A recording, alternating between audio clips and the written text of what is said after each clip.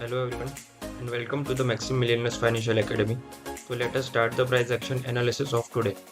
तो यहाँ पे हम देख सकते हैं गोल्ड के चार्ट में currently we are in the gold chart और हम डेली टाइम फ्रेम पे देख सकते हैं कि we are bullish and currently we are having a bearish retracement. Now let us go to the 4 hour time frame.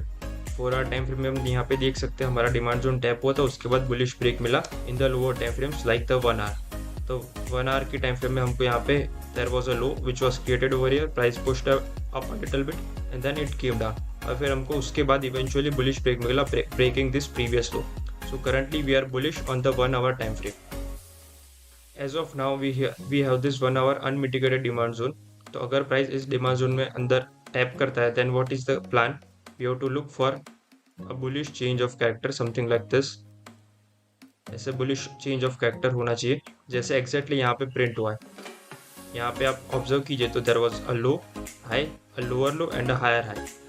So same type का structure, as you can see ये दोनों structure same है, correct. तो ऐसा same similar type का structure अगर lower time frame में यहाँ पे फॉर्म होता है then we can take longs and we can target this high and the first target would be 1:1.5 and then the second eventual target would be this one and then we could eventually target this high, right?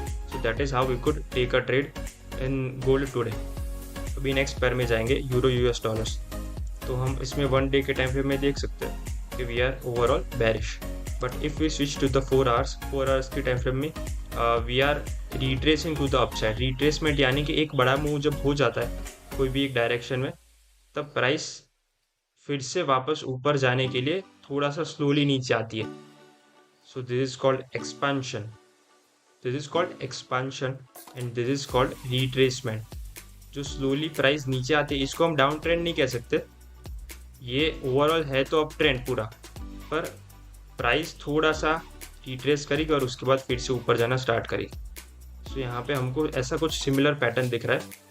Price ने यहाँ पे बहुत बड़ा bullish bearish move दिया, correct. ये बहुत बड़ा bearish move दिया, उसके बाद प्राइस थोड़ा सा स्लोली ऊपर के साइड आ रही है. So it is retracing to the upside. So as of now हमारा यहाँ पे 4 आवर का अनमिटिगेटेड सप्लाई है. सो वी नो कि ये वाला सप्लाई टैप हो सकता है. So there are high chances that this supply will get tap. यहाँ पे जो इम्बेलेंस था वो ऑलमोस्ट फिल हो गया है लेफ्ट साइड पे. अभी सप्लाई जोन टैप होना बाकी. So there are high chances कि ये सप्लाई जोन टैप हो सकता है.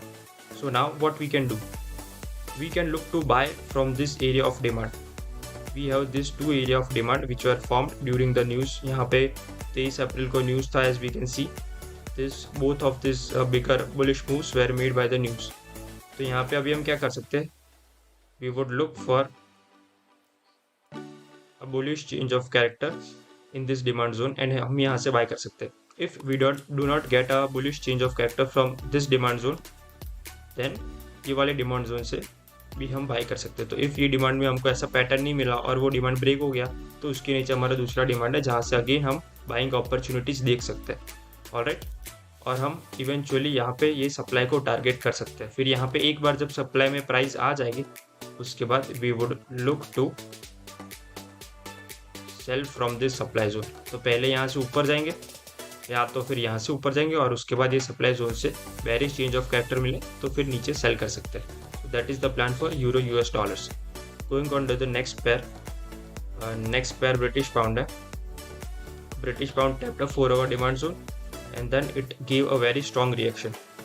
So अगर हम 4 hours की बात करें उसको carefully observe करें then we can see we have a area of this was the last area of supply which got flipped and we have got a new demand zone based on that flip area.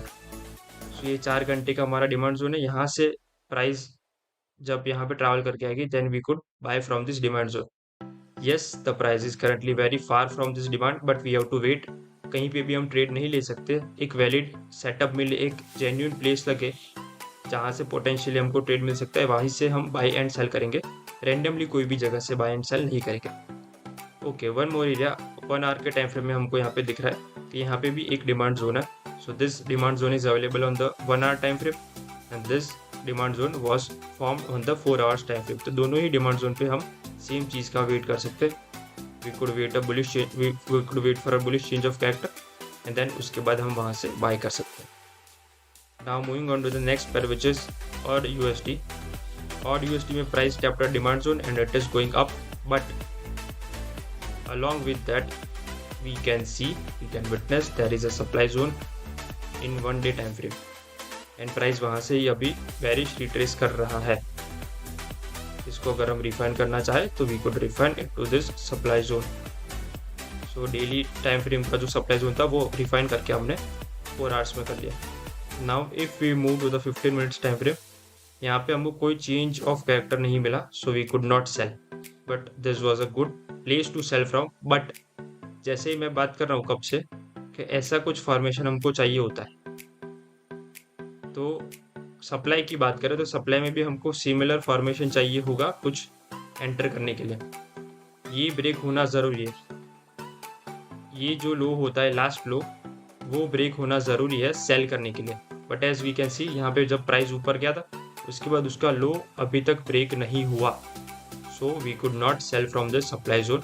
तो अभी हम क्या कर सकते हैं, now we can wait के price यहाँ पे 4 आवर के डिमांड जोन के अंदर आएगा, उसके बाद उसका हमको बुलिश चेंज ऑफ कैरेक्टर मिले, then we can buy and we can target the most recent unmitigated support resistance areas.